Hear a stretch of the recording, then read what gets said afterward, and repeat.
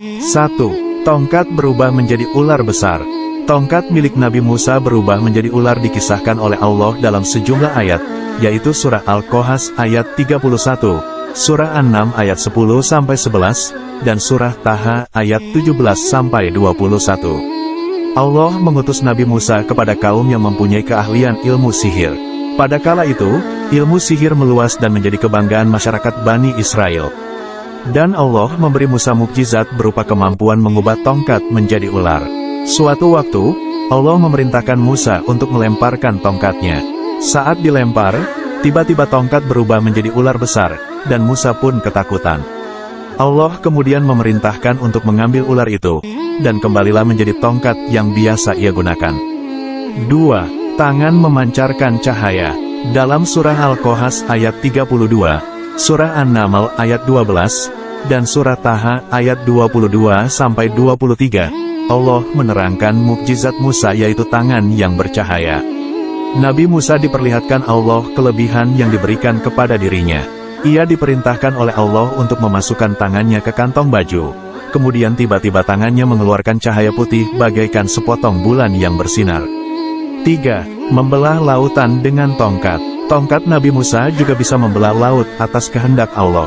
Laut yang terbelah menjadi jalan bagi Musa dan pengikutnya untuk menyelamatkan diri dari kejaran Fir'aun beserta tentaranya. Saat Nabi Musa dan rombongan telah sampai di daratan seberang, Fir'aun juga pasukannya masih berada di tengah laut yang terbelah.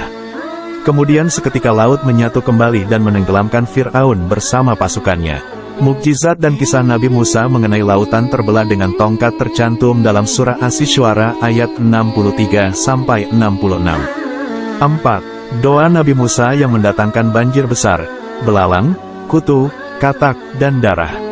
Sejumlah mukjizat Nabi Musa ini disebutkan oleh Allah dalam Surah Al-A'raf ayat 133, yang artinya, maka, kami kirimkan kepada mereka, siksa berupa, banjir besar, belalang, kutu, katak, dan darah. Air minum berubah menjadi darah, sebagai bukti-bukti yang jelas dan terperinci.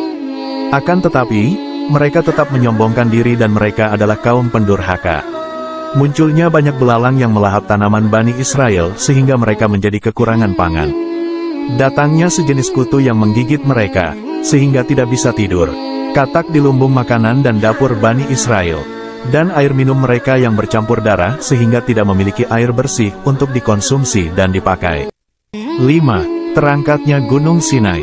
Allah menjelaskannya dalam Surah Al-Baqarah ayat 63 dan 93, juga dalam Surah An-Nisa ayat 154. Ingatlah, ketika kami mengambil janjimu dan kami angkat gunung Sinai di atasmu, seraya berfirman, pegang teguhlah apa yang kami berikan kepadamu dan dengarkanlah.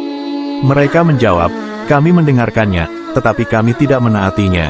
Diresapkanlah ke dalam hati mereka itu, kecintaan menyembah patung, anak sapi, karena kekufuran mereka. Katakanlah, sangat buruk apa yang diperintahkan oleh keimananmu kepadamu jika kamu orang-orang mukmin. Qs Al-Baqarah 93.